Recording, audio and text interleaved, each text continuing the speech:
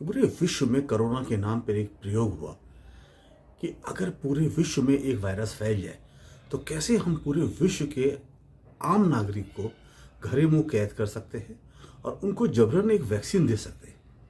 और वो वैक्सीन से अगर वो डेंजरस वैक्सीन हुई, जैसे भारत में आप देख रहे हो कि लोगों को हार्ट अटैक्स हो रहे हैं, यंग लोगों को हार्ट अटैक हो रहे हैं, डांस करते करते लोग मर रहे हैं, तो यानी पूरे विश्व की को ऐसे नहीं मारा जा सकता है।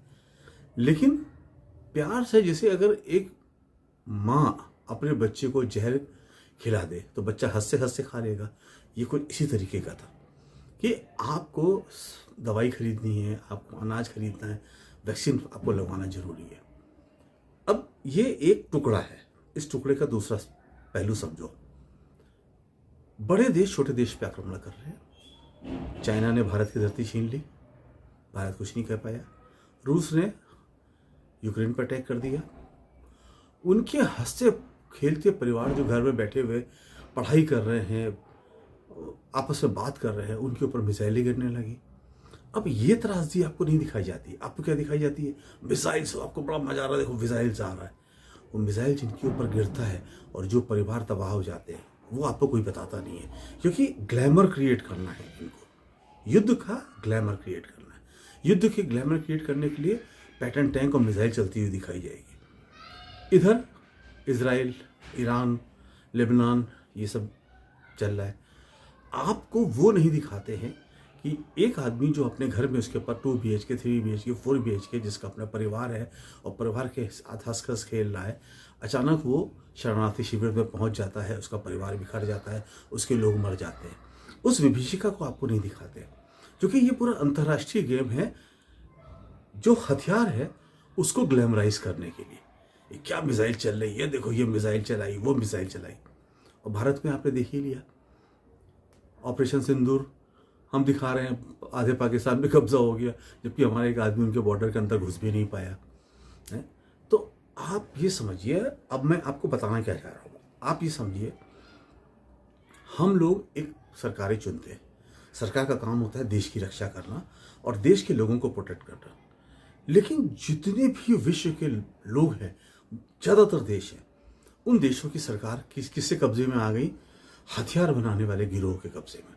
मैं उनको गिरोह नहीं करता हूँ, मैं उनको फैक्ट्री नहीं बोलता हूँ। जो विध्वंस की चीज़ें बनाती हैं उनको मैं फैक्ट्रियों में गिनता ही नहीं हूँ। अब उन्होंने आपको डरा के, देख ना, हिंदू खतरे में, पूरा हिंदू राष्ट्र हिंदू खतरे में। किससे खतरे में? बांग्लादेश और पाकिस्तान से। आप समझिए इस बातों की, आपको डराया जाता है हर तरह से। कोई ना, हर सरकार अपने लोगों को डराती है और डरा के हथियार बनाती है। कल वो कहेंगे भारत से डर है, फिर कहेंगे चाइना से डर है, फिर कहेंगे अमेरिका से डर है, फिर कहेंगे रशिया से डर है। और उस डर के लिए हथियार आते रहेंगे, आते रहेंगे, आते रहेंगे, वो ख़त्म नहीं होंगे। हथियारों का व्यवसाय हो जाएगा। और क्या होता है, जब हथियार बहुत बढ़ जाते हैं आपके पास तो युद्ध कराया जाता है। युद्ध करा के हथियारों की शॉर्टेज कर दी जाती है, क्योंकि जो वेपन डिस्ट्रॉय हो गए वो ख़त्म हो गए। अब आपको फिर तरीके से उनको खरीदना है। तो ये जो युद्ध की फैक्ट्रियाँ हैं, जो हथियार की फैक्ट्रियाँ हैं, ये सारा गेम इनका होता है। ये सरकारों के साथ मिलकर उनको बिल्कुल ऐश से रहने देती हैं। अथाह पैसा उनके पास आता है और उसकी जगह पे वो युद्ध अलाउ करते हैं। युद्ध में वेपन डिस्ट्रॉय होते हैं, वेपन को फिर नया खरीदा जाता है और उनका धंधा चलता जाता है। अब ये भी उन्होंने करके देख लिया कि आपके पैसे को डिजिटल कर दिया। डिजिटल का मतलब ये है कि साहब, अचानक एक दिन इंटरनेट बंद हो जाएगा, आपका पैसा जीरो हो जाएगा। आप रोटी भी नहीं खा सकते, इलाज भी नहीं करा सकते। यानी आप सोचिए कितने भयंकर हालात हैं कि सपोज अगर कोरोना जैसे हालात होते हैं और इंटरनेट बंद कर दिया जाता है तो आप दवा भी नहीं खा पाओगे। और फिर सरकार फ्री दवा के नाम पे, फ्री इंजेक्शन के नाम पे आप पे कुछ भी लगा देगी और फिर भविष्य तो आपके पास होगा ही नहीं, होगा, जान ही नहीं बचेगी आपकी। मैं ये नहीं कह रहा हूँ कि ऐसा होगा, लेकिन मैं ये कह रहा हूँ ऐसा हो सकता है, क्योंकि भारत में हमने देखा लोगों की जान को खतरा हुआ। और जो वैक्सीन लगाई गई वो वैक्सीन इलाज नहीं था, वो खाली इम्यूनिटी बूस्टर थे कि आपको में रोग से लड़ने की क्षमता आ जाए। और उसके दुष्परिणाम ये हुए कि लोग जो है वो, आज देखो जो हो रहा है, नए यंग बच्चे डांस करते करते मर रहे हैं। ये एक तरफ है। मान लो आप इससे बोलो कि साहब हम नहीं लगवाते, कुछ भी करते, आप प्रोटेक्ट करो। लेकिन जो हथियारों की फैक्ट्री वाले लोग हैं, उन्होंने ये पूरा इंतजाम कर रखा है कि पूरे विश्व पे किस तरीके से कब्जा किया जा सकता है। वैक्सीन से मरवाया जा सकता है, युद्ध करवाया जा सकता है। और जो जनता, देखिए सरकार कितनी होती है, आपकी जो पॉपुलेशन है उसकी 2%, 3%, यानी जो 5% मान लीजिए। अब 95% लोग जो आम जनता है वो उस 5% पर भरोसा करता है कि ये मेरी रक्षा करेंगे, और वही आपकी रक्षा नहीं करते। तो पूरी दुनिया की जो मानव सभ्यता है वो कितने बड़े खतरे में आ गई है।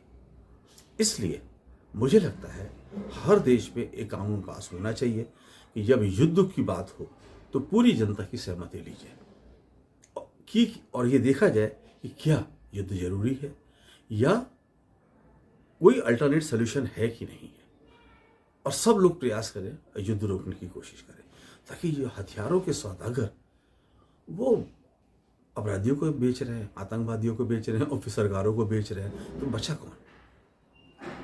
हथियार बिकते रहे इसलिए युद्ध होते रहेंगे और युद्ध के लिए कोई भी बहाना किया जाएगा। पब्लिक को पैसा डिजिटल कर दिया गया है, 1 सेकंड में ज़ीरो हो जाएगा, आपकी सब कुछ खत्म हो जाएगा। सोना चांदी इतना महंगा हो गया है, अब आपकी पहुंच से बाहर हो जाएगा। यानी पूरे विश्व में जो आम जनता है वो बहुत बड़े खतरे में है। और आप इस बात को भी सोचिए कि हर देश के पास बड़े बड़े हथियार है कि वो पूरे विश्व को ख़त्म कर सकती है, लेकिन किसी देश के पास इतनी दवाइयाँ नहीं हैं कि वो अपने लोगों का फ्री इलाज कर सके। आज अमेरिका में चले जाओ, यूके में चले जाओ, इंडिया में चले जाओ, अगर आपके पास 1 करोड़ का इंश्योरेंस नहीं है तो आप क्रिटिकल ट्रीटमेंट करा नहीं सकते। यानी सरकार नहीं चाहती है कि आपको जिंदा रखने की व्यवस्था की जाए। सरकार नहीं चाहती है कि हमारे देश में कोई भूखा नहीं रहे, कोई गरीब नहीं रहे। उनके पास हथियार रहे, हथियार इंसान की जान से ज़्यादा जरूरी है। ये जो मैं कहना चाह रहा हूँ, इस आम जनता को अच्छे से समझना पड़ेगा, सभी देश के लोगों को, कि युद्ध से पहले या इस तरह के हालात, युद्ध जैसे हालात पैदा करने के लिए सरकार को आम जनता से सलाह लेनी चाहिए। डेनमार्क के एक छोटे से इंसिडेंट ने फर्स्ट वर्ल्ड वॉर करा दिया था। सेकेंड वर्ल्ड वॉर पे कितने लोग मारे गए, उसकी कितनी विभीषिका लोगों ने झेली, और अब जिस तरह के हालात हो रहे हैं, थर्ड वर्ल्ड वॉर भी कभी भी हो सकता है। ये बड़े बड़े लोग तो हवाई जहाज लेके उड़ जाएंगे सुरक्षित जगह पे, किसी टापू पे जाके आराम से रहेंगे, और युद्ध में मारे जाएंगे हम, आप और आम पब्लिक। इसलिए ये मैं बात भारत की नहीं कर रहा हूँ, ये मैं पूरी दुनिया की बात कर रहा हूँ कि हम सबको एक नए जीवन के लिए, सुरक्षित जीवन के लिए अपनी सरकारों पर भी भरोसा नहीं करना चाहिए। हमें उन पॉलिसियों पर भरोसा करना चाहिए जो इंसानियत को सुरक्षित रखे। युद्ध किसी चीज़ का कोई सल्यूशन नहीं होता है।